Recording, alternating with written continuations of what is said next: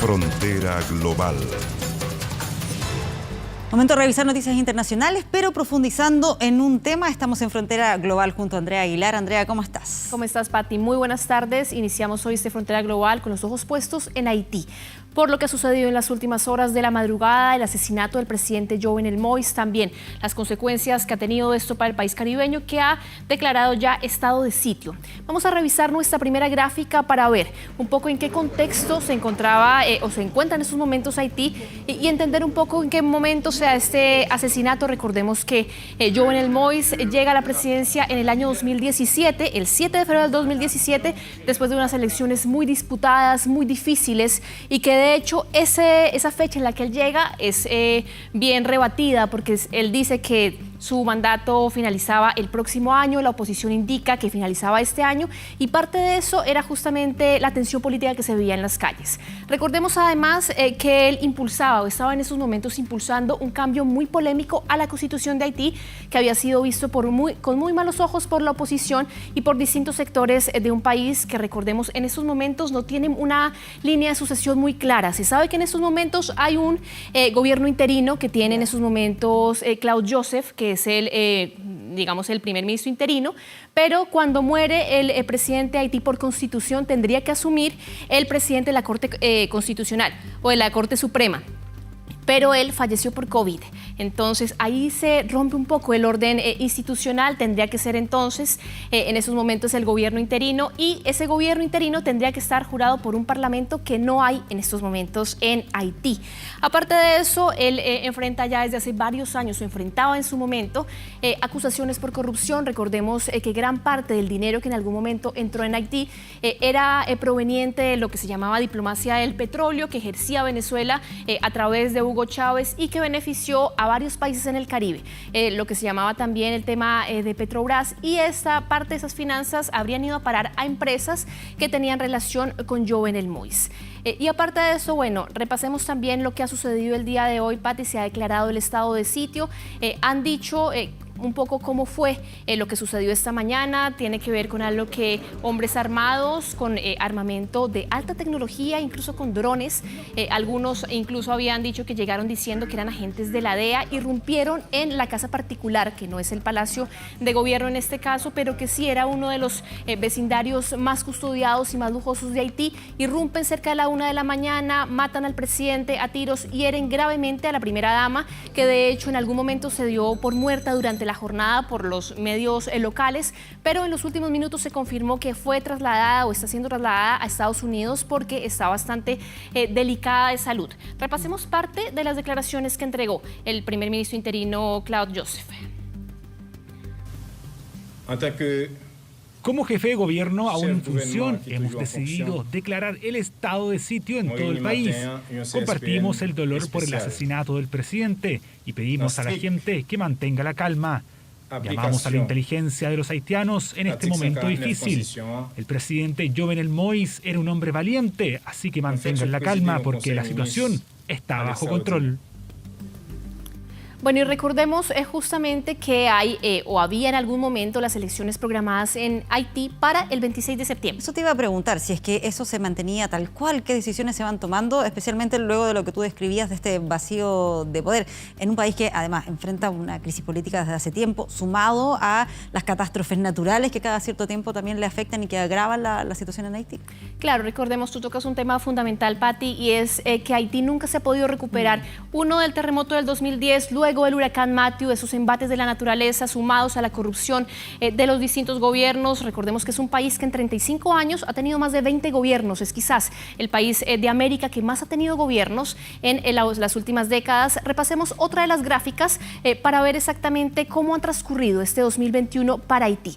Empezamos en febrero, que el mismo presidente Jovenel Moïse en ese momento, el 7 de febrero de este año, cuando él se supone que cumplía su mandato constitucional para la oposición reelección, él decía que le quedaba un año más, denuncia un golpe de Estado. En ese momento se detiene a 20 personas acusadas de querer matar al presidente, no pasa a mayores, pero se empieza a desatar, Pati, una ola de violencia en las calles de Puerto Príncipe. En abril ya empiezan a generarse unos sondeos y también algunas cifras que indicaban que se estaban disparando los secuestros y la criminalidad cerca de un 300%. Se suma también a este panorama lo que había sucedido con la crisis de los policías, que decían que no tenían suficiente armamento, que ellos mismos están siendo acusados de violación de derechos humanos, de asesinatos también en Haití, un país con una institucionalidad terriblemente debilitada. Y aparte de eso, bueno, se suma que solamente en lo transcurrido de junio murieron 150 personas y 200 personas fueron secuestradas. Hablamos también justamente con el vocero de la comunidad haitiana aquí en Chile, quien nos comentó cuál es el panorama y cómo ven ellos desde aquí, desde Chile, siendo una de las comunidades más numerosas después de República Dominicana, fuera de su país. ¿Cómo vieron este asesinato del presidente Jovenel Moïse? Una organización que no es propia de atentados en Haití, por lo tanto indica probablemente un asesinato por encargo. Creo que eso muestra que es la cantidad de enemigos que había logrado reunir el presidente muy variada, algunos muy poderosos, y este es un país donde efectivamente en las últimas semanas se habían registrado muchísimas amenazas de muerte en contra de dirigentes políticos. Bueno, escuchábamos ahí al ex jefe de Naciones Unidas, de la misión de Naciones Unidas, que justamente describía cuál era el panorama que hay en esos momentos en Haití. Y veamos ahora sí la declaración de William Pierre, que es el vocero de la comunidad haitiana aquí en Chile. Y la verdad es que el pueblo haitiano ha estado constantemente llamando justicia, divina justicia, para los asesinatos, pero Haití ha vivido su última semana, últimos 6 meses sangriento, muerte, secuestro, pero no ha habido resultado positivo para la comunidad haitiana. Y el pueblo estaba descontento, pero no, por esa razón, teníamos que llegar a ese extremo, matar, quitar la vida a una familia, a un presidente, por lo que hoy todavía es cuestionable dentro de su hogar, ni siquiera en la calle, ni no en el palacio, que creo que es un lugar más seguro que pudiera existir. Bueno, parte entonces de las impresiones de la comunidad haitiana aquí en Chile. Repasemos también, Pati, la cronología de cómo se gestó toda esta crisis política alrededor de Jovenel Moïse. Empieza, recordemos, asume él en el 2017 y en el 2018, un año después, empiezan a generarse las primeras protestas impulsadas, por supuesto, por la crisis económica, por la crisis humanitaria que afecta al país más pobre de América. Aparte de esto, en el 2019 se da la acusación que les mencionaba de corrupción, que dinero de la diplomacia petrolera de Venezuela habría entrado en las arcas de las empresas de Jovenel Moïse. En el 2020 él decide disolver el Parlamento y ahí queda ese vacío de poder en Haití, que en esos momentos es bien complicado saber cómo va a ser la línea de sucesión, si se van a finalmente a respetar las elecciones que están programadas para el 26 de septiembre. Y aparte de esto también, bueno, lo que sucede finalmente el día de hoy, que es este asesinato en horas de la madrugada. Revisemos también parte del registro que circuló en redes sociales, que fue retomado por varios medios internacionales, de cómo fue, más allá del momento, el ambiente que se vivía a las afueras de la casa de Jovenel Moïse. En redes sociales ha circulado justamente ese video. Pasemos a revisar estas imágenes en las que justamente se ve a estos hombres fuertemente armados. En algún momento del video se escuchan incluso disparos. Es un video que está tomado desde una parte superior a lo que sería este vecindario, que es uno de los más lujosos. Ahí se ven estos hombres que estarían vinculados al magnicidio. Recordar también que el gobierno haitiano confirmó que es un grupo de individuos armados, algunos de los cuales hablaban inglés, otros hablaban español.